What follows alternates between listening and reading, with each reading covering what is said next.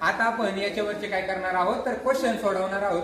पहिला प्रश्न बघा, मी तुम्हाला काय सांगितलं, प्रश्न पहिला त्याच्यामध्ये मी तुम्हाला दोन सेंटेन्स देतो.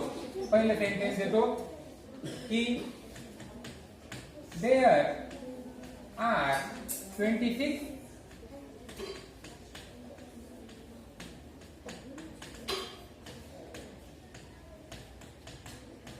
In English. दुसरा वाक्य आहे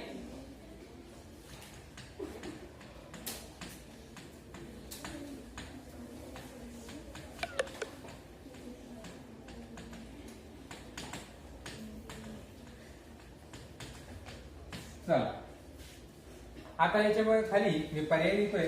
पहिला पर्याय आहे ओनली फर्स्ट, किंवा याला आपण ए देऊ, याला आपण देऊ नाव बी. चला only A is correct.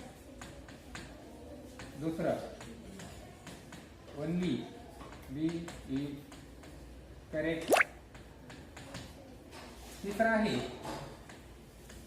Both A and B are correct. आणि चौथा पर्याय आहे नन ऑफ दी अबोव. आता आपल्याला आपली संकल्पना काय करायची आहे तर इथं लावायची आहे. मी काय सांगितलेलं होतं की त्या त्या भाषेतल्या मूळ वर्णाक्षरांना आपण काय म्हणतो, अल्फाबेट असं म्हणतो. चला ही संकल्पना आपण इथं काय करणार आहोत तर अप्लाय करणार आहोत. चला इथं बघा, आपण पहिल्यांदा बी बघू. There are 26 alphabet.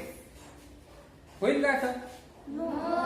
होणार नाही, कारण की 26 एकाच भाषेतलं. बघा इंग्लिश मध्ये किती वर्णाक्षर आहेत? 26.